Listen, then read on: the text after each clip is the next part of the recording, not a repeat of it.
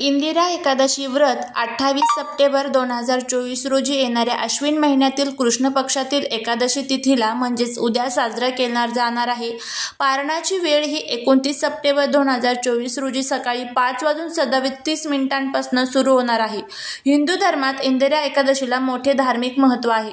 इंदिरा एकादशी विशेषतः महत्त्वपूर्ण आहे कारण ती पितृपक्षाच्या काळात येते, जेव्हा हिंदू त्यांच्या पूर्वजांचा सन्मान करतात। या व्रताचे पालन केल्याने मृतांच्या आत्म्यांना मोक्ष आणि नंतरच्या जीवनात शांती प्राप्त होण्यास मदत होते असे मानले जाते। भक्त केवळ स्वतःसाठीच नाही तर त्यांच्या मृत प्रियजनांच्या आत्म्यासाठी देखील भगवान विष्णूंचे आशीर्वाद मिळवण्यासाठी विधी, उपवास आणि प्रार्थना करतात।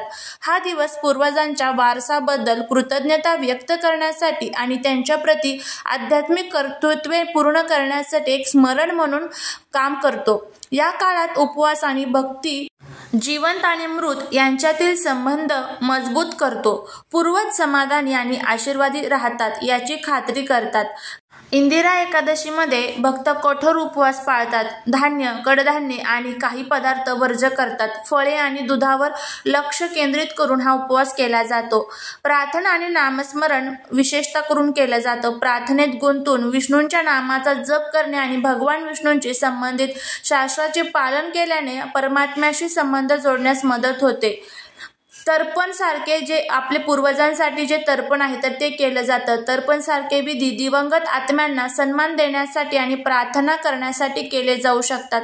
त्यांना शांती मिळेल याची खात्री आपण या वेळेमध्ये नक्कीच करू शकतो। इंदिरा एकादशीची पूजा कशा पद्धतीने करायची आहे? तुम्ही उपवास करा किंवा उपवास करू नका, तरीही तुम्हाला अशा पद्धतीने एकादशीची पूजा करायची आहे। पहाटे उठायचं आहे, लवकर उठून स्नान करायचं आहे। शुभ मुहूर्तामध्ये भगवान विष्णूंचे किंवा शालिग्रामाला गंगाजलाने स्नान घालावे। पूजेच्या ठिकाणी स्वच्छ करून चौरंग ठेवावा, त्यावर श्री विष्णूंची मूर्ती स्थापित करावी। त्यानंतर गंगाजल, फुले, गंध, अक्षता अर्पण करावे। श्री विष्णूंना तुळस अत्यंत प्रिय आहे, त्यामुळे आठवणीने तुळस अर्पण करावी। धूप, दीप आणि नैवेद्य अर्पण करून श्री विष्णूंची आरती करावी।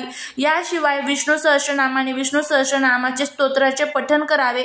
पठण झाल्यानंतर गाय आणि कावळ्याला जेवण द्यावे। असं केल्याने पूर्वजांना मोक्ष मिळतो असे मानले जाते। भगवान विष्णूंना पिवळा रंग अतिशय प्रिय आहे, त्यामुळे पिवळी फुले, वस्त्रे, नैवेद्य अर्पण करावी। या पितृपक्षातील इंदिरा एकादशीला इतकं महत्त्व का आहे तर असं म्हणतात की इंदिरा एकादशीचे व्रत केल्याने हजारो वर्षाची तपश्चर्या आणि कन्यादानाचे पुण्य यासह अनेक शुभ फळ मिळतात। इंदिरा एकादशीचे व्रत करणाऱ्या व्यक्तीच्या 7 पिढ्यांचे पितृ तृप्त होतात आणि भगवान विष्णूंची उपासना केल्याने इच्छित फळ प्राप्त होत असते। या दिवशी आपण रात्री जमिनीवरती झोपावे। जमिनीवरती झोपणं शक्य नसेल तर चटईवरतीही तुम्ही झोपू शकता। त्यानंतर तुम्ही या दिवशी इंदिरा एकादशीची कथा सुद्धा वाचावी आणि शेवटी भगवान विष्णू आणि माता लक्ष्मीची आरती करावी आणि शेवटी क्षमा प्रार्थना करावी। तर अशा पद्धतीने आपल्याला इंदिरा एकादशीची जी काही संपूर्ण पूजा विधी आहे तर ती आपल्याला करायची आहे। त्याच्यानंतर इंदिरा एकादशीच्या दिवशी आपल्याला आपल्या घरातील दारिद्र्य, पितृदोष, वास्तुदोष, ग्रहदोष, घरामधील शत्रुपीडा, शत्रुबाधा संपावे यासाठी आपल्याला काही उपाय करायचे आहेत। तर त्यामध्ये तुम्हाला उद्या तुमच्या आजूबाजूला जिथे कुठे पिंपळाचं झाड असेल त्या पिंपळाच्या झाडाखाली तुम्हाला संध्याकाळी एक मोहरीच्या तेलाचा दिवा लावायचा आहे आणि तिथे तुम्हाला तुमच्या पूर्वजांचं स्मरण करायचं आहे। त्या दिव्यामध्ये काळे तीळ हे आवर्जून टाकायचे।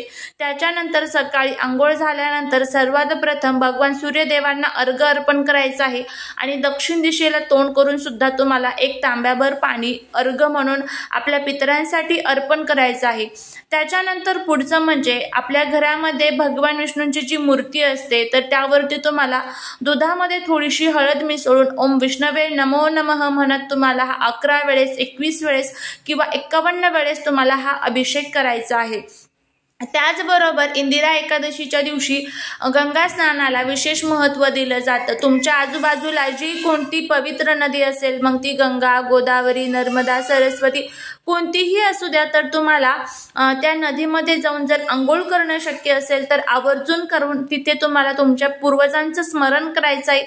पण ते शक्य नाहीये तर आपल्याच घरामध्ये आंघोळीच्या पाण्यामध्ये काही वस्तू तुम्हाला टाकून आंघोळ करायची आहे।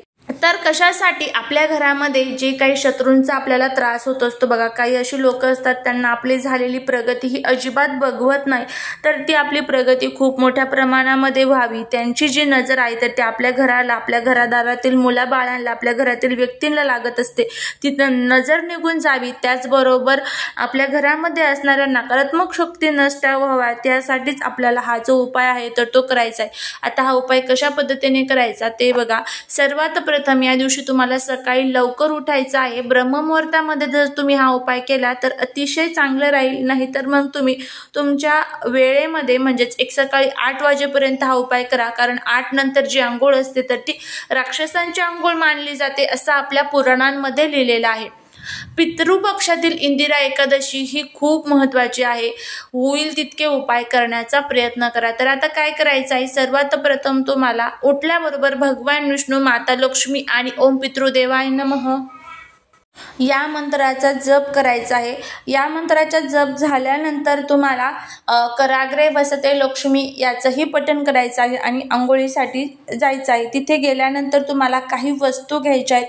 तर काय करायचं आहे, आता यामध्ये आपल्याला 3 वस्तू लागणार आहेत. सर्वात प्रथम तुळशीची पानं. आता तुळशीची पानं ही उद्या तोडता येणार नाही, त्यामुळे ती आजच तोडून ठेवायची आहे, कारण एकादशीच्या दिवशी आपण तुळशीला हातही लावत नाही, तुळशीची पानंही तोडत नाही किंवा तिला पाणी सुद्धा आपण अर्पण करत नाही.